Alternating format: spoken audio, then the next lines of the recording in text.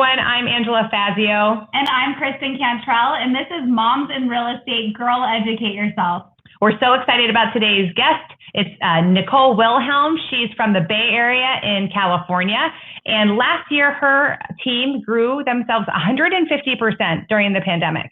So impressive. So today, she's going to talk about growing your referral network by being authentically yourself. So I can't wait to hear from her. So Nicole, why don't you introduce yourself? Sure. I'm on a wife and husband real estate team here in the San Francisco Bay Area. I say wife and husband because I want to change the narrative, because commonly people call it husband and wife. Last year, we co-founded a team called a network group that grew exponentially, and we were ranked a number 1 for sales volume for a large team in California and number 3 in the nation. And it brings me great joy to say that I did that all while being a mom. Nice. That is awesome. So we really are looking forward to hearing your view on referral networking with other agents and what you mean by doing that well by being your authentic self. For sure. Yeah. I mean, there's so many influences in your life that make you feel like you're not enough, but I'm here to say you could just be you and have a great business, and you will attract like-minded individuals by the law of attraction. And when you try to be somebody different, then you attract, clients, agents, just people that don't have the same vibe, and it's harder to build your business that way. So if you just be yourself, I know it sounds silly, but your business can grow and you can have a very fun and enjoyable lifestyle. I can talk about tactical too, if you'd like. Yes, absolutely. But before you do that, because we want to be really specific about it, but I think it's really interesting that it's a very simple thing that you said, but for a lot of us, it's a journey to get to where you can actually do that, because it's not as easy as it sounds when you're not confident in knowing yourself well. And especially as women, I don't know about you, but it took me some time to get there to say, hey, this is how God created me. It's okay. And I don't need to be anybody else. And you're right. You get yourself in this terrible situation when you try to be somebody else, and then you wonder why you don't like the people you've surrounded yourself with. Yep. And the whole law of attraction, like you want to attract those like-minded people. And I couldn't agree more with what you said. So why don't you tell us about the tactical part? For sure. Yeah. So people can experience what's known as the imposter syndrome, right? Because when you start being your authentic self, then you wonder, you're like, man, this is kind of easy. I first want to say it's about a mindset, right? So tactically, you have to have your mindset set. And what I tell people when I go on talks is, first, it's about Superman and Clark Kent. Most people think the superhero is Superman, right? However, Superman is actually Superman, and his alter ego is Clark Kent. So what if I told you that you were a superhero all the time? You just play it small for other people so that they don't feel, some type of way about themselves, but you're really a superhero and everyone is. So oh my gosh. Think about that. You need to listen to her Monday morning mindset. Oh my gosh. Yeah. The midweek mind freak. The midweek mind freak. That is so true. So true. Because you're right. And actually you said it in a way that I understand what you said, but you said it in a way that I hadn't considered before, is that's how most people walk around. Like they make excuses for who they are. And so they mute themselves and they make themselves smaller, thinking that that's more acceptable and beautiful, when the truth is your authentic self is the beautiful self you are. Crazy. Marianne Williamson has a quote where our deepest fear is not that we're inadequate, is that we are powerful beyond measure.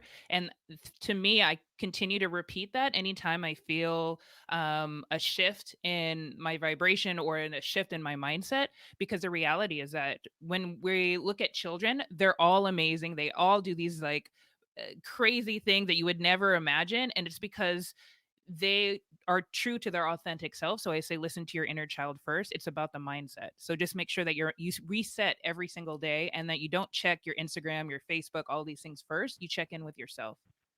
That's so wise. And there are so many permutations of what you've just said.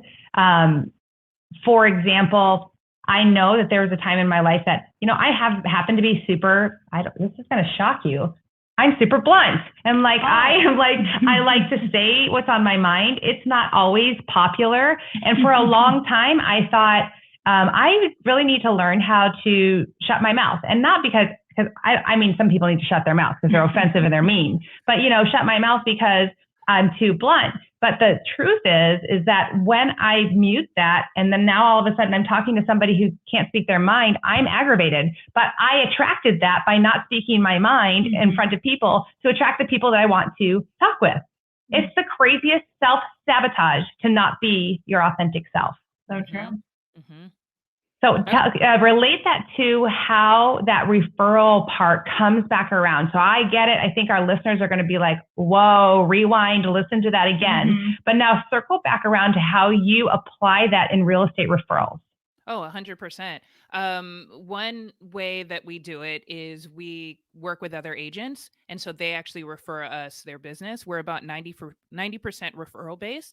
It's funny, our sales manager's like, I've never seen anyone get more referrals from other agents than your team. And one of the reasons why is because, again, we put out our authentic self. We show what our brand is, like family is first. And one tactical way is when we used to be able to go to retreats, we would connect with everyone that had the same interest, right? We never would talk about business. We would just say, hey, look, I so happen to really enjoy dancing all night long on top of a table, just like you.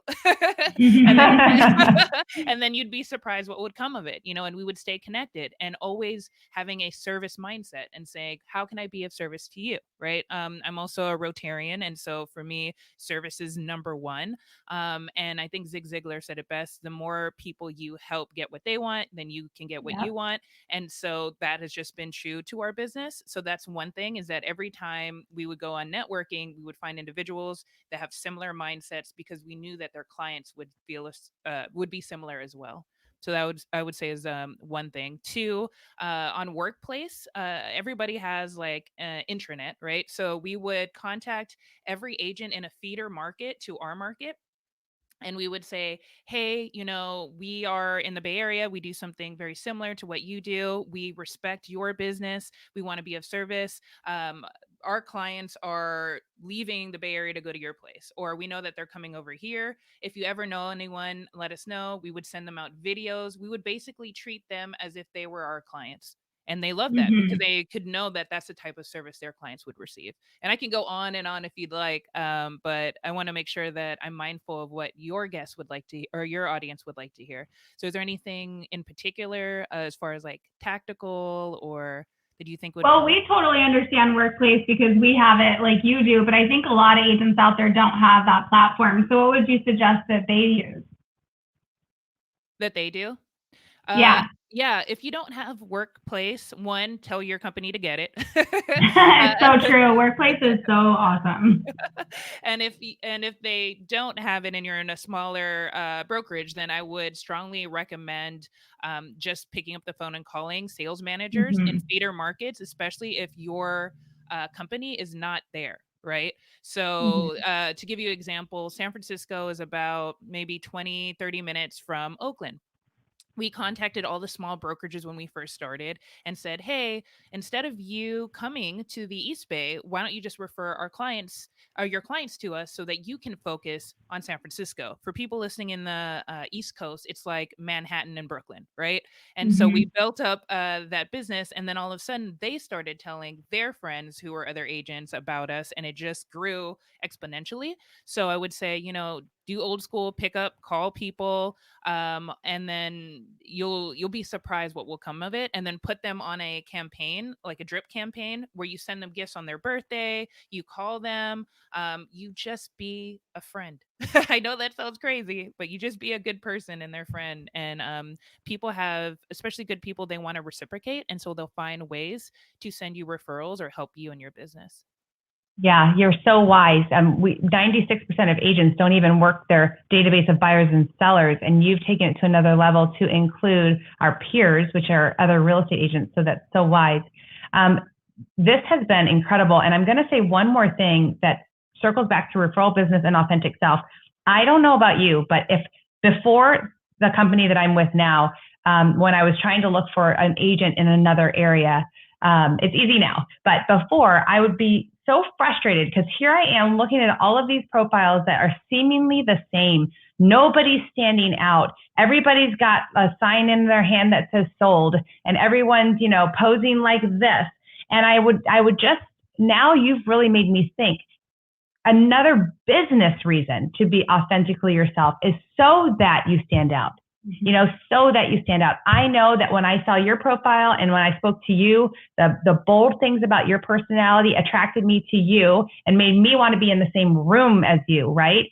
And so I don't care if somebody looks at that. Oh, you're welcome. I don't care if somebody looks at that and doesn't like it. I'd rather them have a decisive mind. I don't like what she stands for, or I love what she stands for, than to go, what does she stand for? So true. Wow, Nicole, what a fantastic concept for people to chew on. So if you want to learn more about her tactical stuff, we can get you in contact with Nicole. And Kristen and I are blessed to have you on the show today. Thank you for your wisdom and your perspective on being yourself. Any last words of advice before we let you go? Yeah. If you're looking at how to become your authentic self, right, I would say be the person that when you're in a room and no one's watching, that's the person that you are. And that's okay if you're weird and you like crazy things. Fun fact, everybody does. Yeah, right. And That's awesome. it's okay, right? And also feel confident knowing that when you become your authentic self, you maybe unconsciously or maybe even consciously liberate other people to do the same. Absolutely. Well, that was so great. Thank you so much. And if anyone listening knows another amazing mom in real estate that could be on our podcast or could be on Girl Educate Yourself, do not hesitate to reach out. And we're always looking to surround ourselves with strong, bold women. That is definitely That's our thing. So if you're ever looking for that too, again, reach out. Don't be shy. Thank you again, Nicole. Thank you guys for watching. God bless you.